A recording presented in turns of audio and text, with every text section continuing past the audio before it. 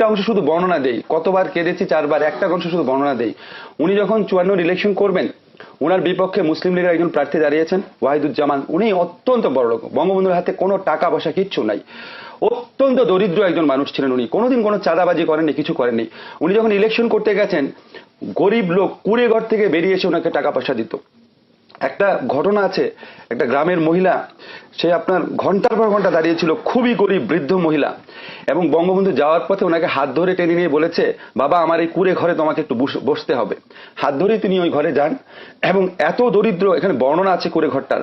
তখন ওই মহিলা তাকে, বৃদ্ধ মহিলা তাকে 1 বাটি দুধ, একটা পান আর 4 আনা পয়সা এনে দেয়, ইলেকশন ফান্ডের জন্য আর কি। রেখে বলে, খাও বাবা, আর পয়সা কটা তুমি নাও, আমার তো কিছু করার নাই। আমার চোখে পানি এলো, খুব টাচি কিছু বর্ণনা আছে। আমি মনে করি কি যে এই বইটা আমাদের কয়েকটা কারণে পড়া উচিত, শুধু ইতিহাসকে জানার জন্য না। একটা হচ্ছে এই দেশের মাটিতে কত বড় নেতা জন্ম হয়েছিল রিয়ালাইজ করার জন্য। সেকেন্ড হচ্ছে বঙ্গবন্ধুকে, এই অনুসন্ধান আমার থাকবে, আমি আজকে শ্রোতাদের কাছে কমিট করে গেলাম যে এত বড় একটা গণতান্ত্রিক নেতা, এত বড় একটা স্যাক্রিফাইসিং নেতা, এত বড় একজন মানে ভালোবাসাপূর্ণ মানুষ,